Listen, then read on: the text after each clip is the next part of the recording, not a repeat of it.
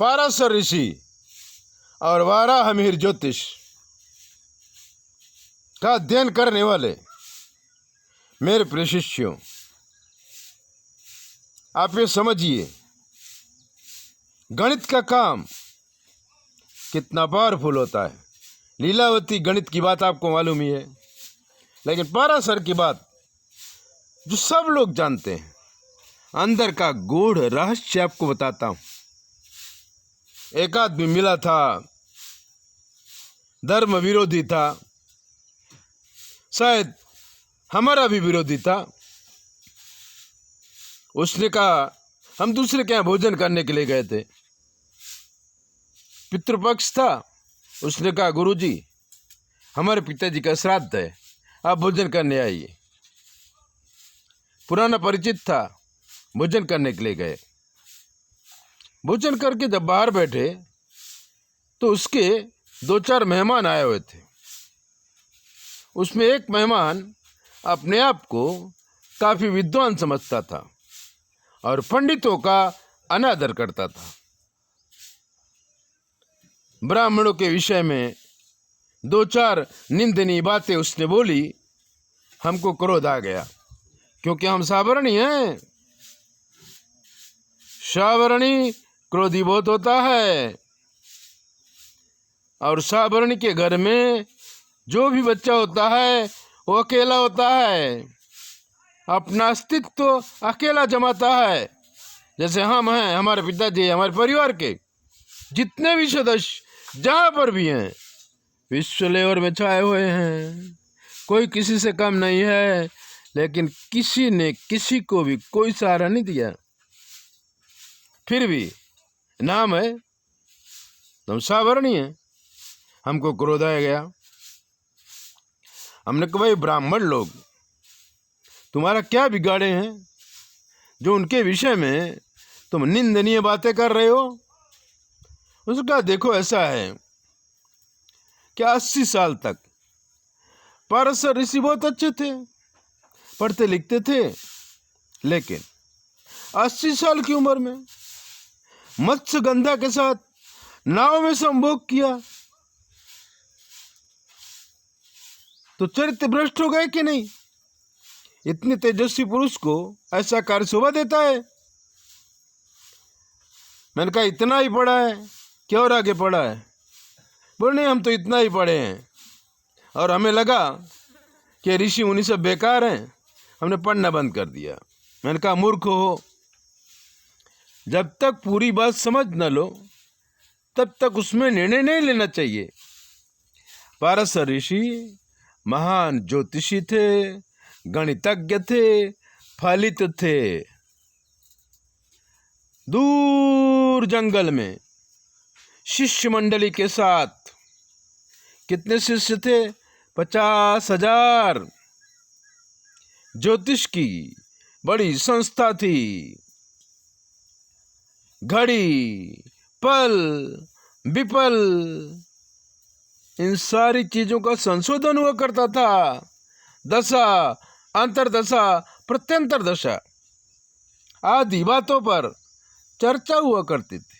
नवग्रहों के ऊपर सूर्य, मंगल, बुध, गुरु, शुक्र, चंद्र, शनि, राहु, केतु चर्चा होती।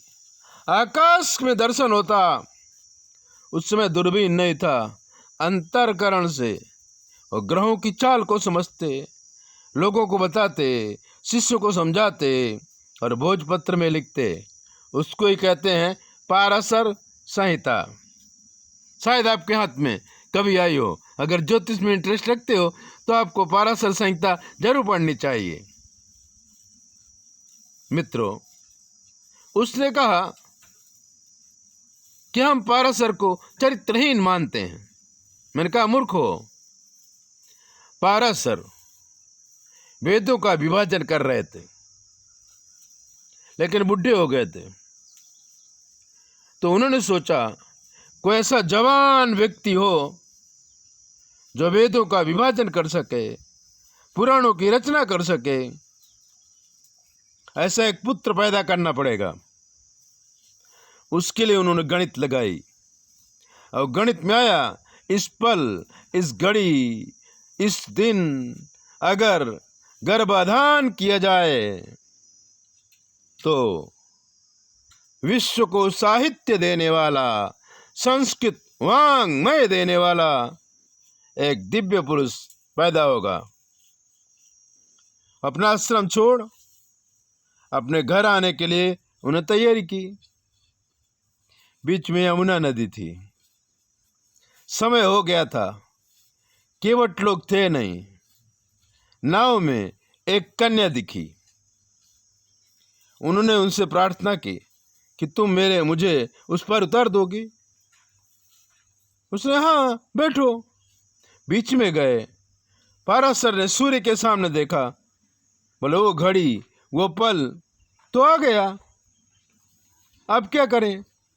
उन्हें मत्स्यगंधा से प्रार्थना की कि क्या तुम मेरे बच्चे को पैदा करोगी। मत्स्यगंधा काफी होशियार थी। उसने कहा अभी दिन है, दिन को रतिक्रिया वर्ज्य है और मैं कुंवारी हूं। बच्चा पैदा होते ही मेरी योनि भ्रष्ट हो जाएगी। आप तो ऋषि मुनि हैं, चले जाएंगे, मेरा क्या होगा। और आप इतने महान व्यक्ति, मेरे शरीर से मछली की गंध आती है, इसलिए लोग उसे मत्स्यगंधा कहते थे। पाराशर ने कहा घबराओ नहीं, मैं तुम्हें सुगंधा बना दूंगा। 7 योजन तक तुम्हारी सुगंधी जाएगी। बच्चा होने के बाद भी तुम कुंवारी रहोगी और भारतवर्ष की महारानी बनोगी।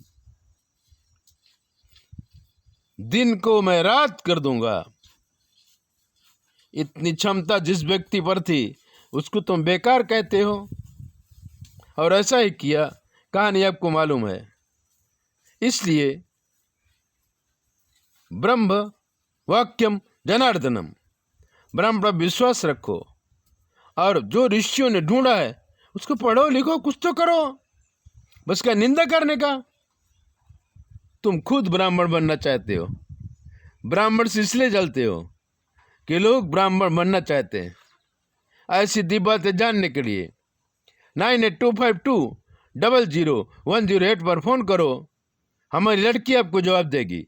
चैनल सब्सक्राइब करो, लाइक करो। जय बोले।